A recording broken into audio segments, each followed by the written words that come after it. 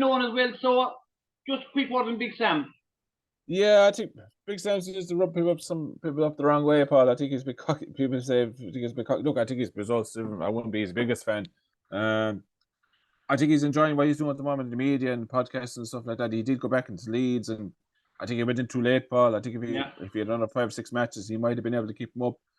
It all depends whether he's, would FAI talk to him? He probably would talk to him. I think he said one time he would be interested in the job if they were willing to talk to him. But I have seen him go down the pecking order over the last month or so. So he probably would be spoken to. I don't know, but I think he's an outsider. I think another one there that I think would be in with a show, Paul, is Neil Lennon. Now, Neil Lennon, I thought he could be a bit hot-headed in the touchline, but I felt he did it in his first stint at Celtic. I thought he did a fantastic job.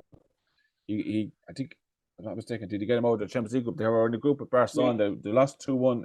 The Nou Camp didn't have a fantastic victory at home, winning 2-1.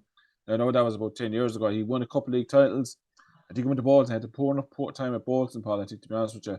And then he went back to Celtic for his second stint. Won a league, maybe 1 or 2 league titles, but it ended very badly for him. And I think he went out managing a team in Cyprus, if I'm not mistaken, and won a Cyprus Cup. It got him competitive, got him into the Europe League, if I'm not mistaken. But was sacked there just over a year ago. So he's out of work at the moment. He's doing a bit in the media. I think he has said he would be interested in the Irish job.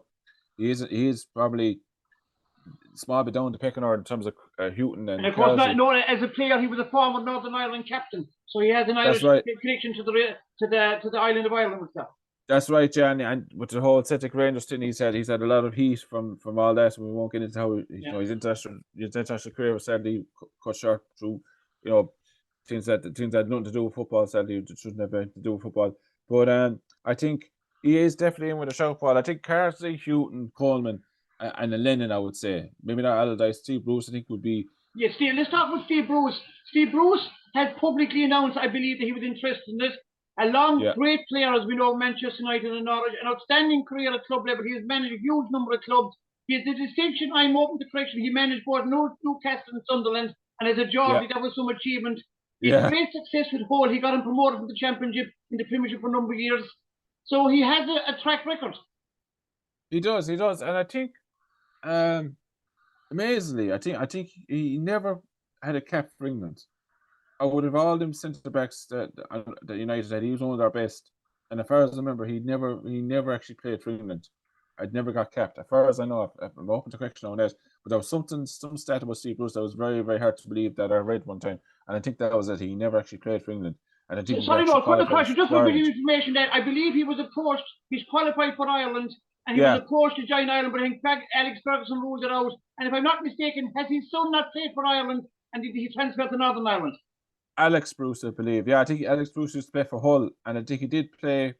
I think he played friendlies for Ireland, if I'm not mistaken. Republic of Ireland, sorry. Yeah. And I think he switched his allegiance to Northern Ireland. So I think you're right there on that one, Paul. So there is an Irish connection, Paul, no doubt. He qualified himself to play for Ireland, and his son played for both teams on Ireland of Ireland. So that's some achievement now, particularly nowadays that doesn't really happen anymore. Yeah. But it can sometimes. But look, I think what looks at Paul, they are going to be calling him. He does seem to be, like, obviously the media now we're only going on speculation now. But he was probably up in the running earlier on when Stephen Kenny lost his job, even before Stephen Kenny contract wasn't renewed. But he seems to have gone very cold and very quiet in his links to the job now at the moment. I think like Coleman came in out of the cold there. He's one of the favourites now to get the job. He's up in the top 3 or 4. So Bruce has gone down a little bit in the betting, particularly. What about Roy Keane? They always talk about Roy Keane, the perennial Roy Keane. I don't know, Paul. I think it's box office now. He'll sell jerseys. People will come on to the first 2 games. I know he'll sell jerseys, probably get the jersey sponsors and everything, Paul. Which is important, Noel. Let's be clear. Financial is a huge part of it. But that's just it. The FAI financial ruin. If you believe everything you read. So look, I think he's steady. 13 years now since he had a job. I think it's May 2011 or was it March 2011 when he got. I think he actually got sacked from which he didn't actually resign. And he's had a few jobs. He was assistant manager at Aston Villa. under Paul Lambert. I think obviously he was assistant manager to Martin O'Neill at Republic of Ireland and Nottingham Forest. He has been a number one Paul though for a long time, and plus I think I think the way the players are nowadays, Paul, which probably is a shame. You can't give him the hair dry treatment that Alex Ferguson would have given Roy Keane in the past or the United team in the past, and it just seems to be whether players will play from whether players will put up with that, and I don't think they would. Yeah. No, but that's probably more reflection on the modern day player than anything else. But I think Keane, he'll get frustrated a bit too much.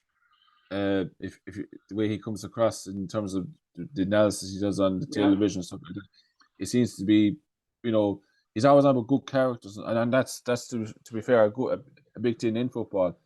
But I just feel that eventually there'll be a fight somewhere, like the one he has with John Waters when he was assistant manager, which there'll be something that'll row up. And of course, if he gets the job, the media they'll be picking him at the press conferences because he's gold dust for the media. So they'll be just throwing Medford with that. Oh, he's gold dust.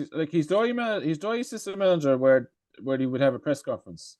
When it was and that one away wasn't great either, Paul, because when you think of I can't for life remember the Belgium assistant manager, the French assistant manager. The assistant manager was supposed to be in the background. But Keane, unfortunately, he put himself in that position where sometimes he's nearly overshadowing Martin O'Neill. So I just think it's not a runner at the moment. Look, the FAI might surprise us, but I don't see it happening. Yeah, I know. Just before we finish up, is there anyone completely left field that you can think of that we missed out on? Or well, Brian Kelly? No, bring him back? Unlikely. No, I don't see that happening. No, so just for you, can you think of anyone left field in? Left field, I thought this Hasenhüttl, he was way down the bet, and I think it was like 40-1.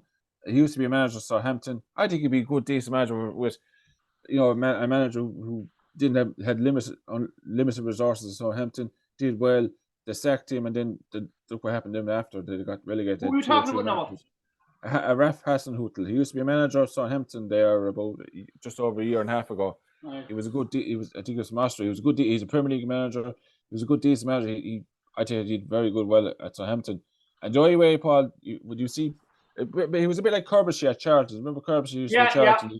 He kept him up for numerous years. Then when he got sacked in, they went down. And the exact same thing happened to Southampton. So I think he was good at a good level manager in terms of limited players in the Premier League. So he was. You've talked about left the field. That he's one. Maybe Dean Smith, who's the manager of Aston Villa. I think he was 33-1. What about Steve Cooper, who has just been sacked in Nottingham Forest? He's out of a job. No, Paul, I don't think that'd be a bad shout. I think though, Paul, he probably designed the Crystal Palace job, by the way. Yeah, I'd say so. Yeah, I know. Yeah, we're just speculating now. More than likely, you get a club job again. But are you going to go for someone like that? Maybe a younger manager, a young, hungry manager trying to prove himself. Are we going to go maybe for an older manager? Maybe I won't say winding down, but who's finished at club level? Maybe that would be the decision to. Well, to be honest with you, Paul, I don't see. Cooper. I don't see why the FA shouldn't have at least a chat to him or. He'll probably say no, but I feel that the FAI have to go and particularly out of work managers. He's just been sacked from Nottingham Forest, so there's no conversation now with Nottingham Forest. Yeah, he's a free agent, and I think I really do think now the FAI, whoever's available, Paul, they should cast the net wide. And don't just settle for the old way of we'll just get him because he's Irish or get him because he's excellent international. I'm not saying that's a bad thing. Yeah, but I'm saying you should try and get the best managers available for your team so you can get results for you. And by God, we do need that. Yeah.